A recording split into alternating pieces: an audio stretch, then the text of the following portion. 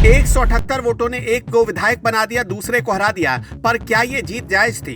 आज बात उस सीट की जहां की हार जीत का फैसला अब जनता नहीं जज साहब करेंगे। आरजेडी की जीत या काउंटिंग में धांधली। बीजेपी के पवन जायसवाल ने हाईकोर्ट में वो सबूत पेश किए जिसने फैसल रहमान की विधायकी पर तलवार लटका दी। ढाका विधानसभा सीट पर फिर से होगा चुनाव। महज 178 वोटों का फासला अब हाईकोर्ट की दहलीज पर। क्या बीजेपी इस सीट को कानूनी लड़ाई से छीन लेगी?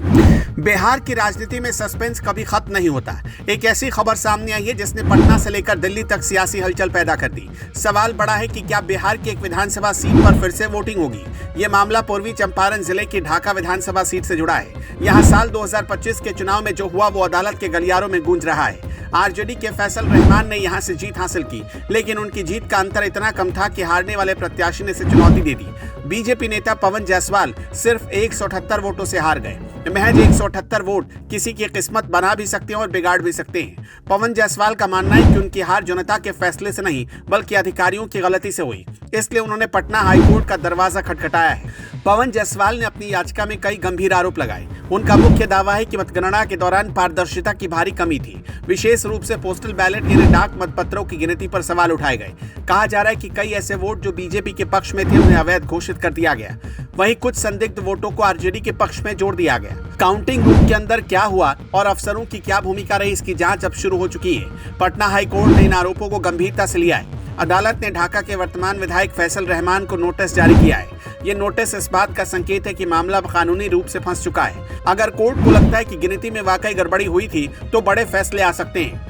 सबसे पहली संभावना दोबारा मतगणना की है। अगर पूरे विधानसभा क्षेत्र के वोटों की रिकाउंटिंग होती है तो परिणाम पलट सकता है। इतिहास गवाही की रिकाउंटिंग में कई बार हारे हुए प्रत्याशी जीत जाते हैं। दूसरी संभावना उस सीट पर चुनाव को रद्द करने की है। अगर धांधली के सबूत ज्यादा मजबूत मिले तो कोर्ट निर्वाचन को शून्य घोषित कर सकता है। ऐसी स्थिति में चुनाव आयोग को वहां उपचुनाव यानी दोबारा वोटिंग करानी होगी। बिहार की राजनीति में इस समय पल पल समीकरण बदल रहे हैं। ऐसे में एक सीट का बढ़ना या घटना सरकार की स्थिरता पर असर डाल सकता है। ढाका की जनता भी इस समय असमंजस में है। पवन जायसवाल ने कोर्ट में साक्ष्य पेश किए हैं कि कैसे आखिरी राउंड में वोटों का अंतर बदला। उन्होंने आरोप लगाया कि प्रशासन ने उस वक्त दबाव में काम किया। आरजेडी इस समय बैकफुट पर दिख रही है क्योंकि मामला अदालत में है। फैसल रहमान को अब कोर्ट में यह साबित करना होगा कि उनकी जीत पूरी तरह से वैध थी। कानूनी जानकारों का कहना है कि चुनाव याचिका का निपटारा होने में समय लगता है, लेकिन पटना हाईकोर्ट इस मामले को प्राथमिकता पर ले रहा है। ढाका सीट का इतिहास भी काफी दिलचस्प रहा है। यहाँ कांटे की टक्कर हमेशा से देखी जाती रही है। पवन जायसवाल यहाँ के कद्दावर नेता हैं और उनकी पकड़ जमीन पर बहुत मजबूत है।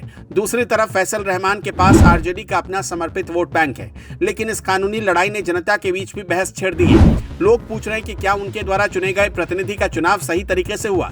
लोकतंत्र में जीत का अंतर चाहे 1 वोट से हो या लाख वोट से, लेकिन जब अंतर इतना कम हो तो संदेह पैदा होना स्वाभाविक है। सबकी नजरें पटना हाईकोर्ट की अगली सुनवाई पर टिकी है। बीजेपी के कार्यकर्ता उत्साहित हैं कि शायद उन्हें यहां दोबारा मौका मिलेगा। वहीं आरजेडी खेमा अपनी जीत को बचाने के लिए कानूनी तैयारी में जुटा है। यहां अगर दोबारा वोटिंग हुई तो ये पूरे राज्य के लिए एक बड़ा राजनीतिक संदेश होगा। बिहार विधानसभा में सीटों का गणित पहले से ही बहुत उलझा हुआ है। ऐसे में ढाका का यह विवाद आने वाले समय में बड़ा तूफान ला सकता है। पवन जायसवाल ने मीडिया से बातचीत में बार बार दोहराया है कि उन्हें न्यायपालिका पर भरोसा है। उन्होंने कहा है कि जीत और हार जनता तय करती है, लेकिन धांधली बर्दाश्त नहीं की जाएगी। इस याचिका में ईवीएम मशीनों के रखरखाव पर भी कुछ टिप्पणियां की गई। आरोप है कि कुछ मशीनों के सील टूटे हुए थे और उनके आंकड़े मेल नहीं खा रहे थे। चुनाव आयोग के नियमों के मुताबिक मतगणना के दौरान कड़ी निगरानी होनी चाहिए, लेकिन ढाका में उन नियमों का कितना पालन हुआ ये अब जांच का विषय है। बिहार की जनता को अब अदालत के अंतिम फैसले का इंतजार करना होगा। क्या फैसल रहमान अपनी विधायकी बचा पाएंगे या पवन जायसवाल फिर से सदन में पहुंचेंगे, या फिर ढाका की जनता को फिर से कतारों में खड़ा होकर अपना नेता चुनना पड़ेगा। ये विवाद लोकतंत्र की मजबूती और चुनाव प्रणाली की शुद्धता की भी परीक्षा है।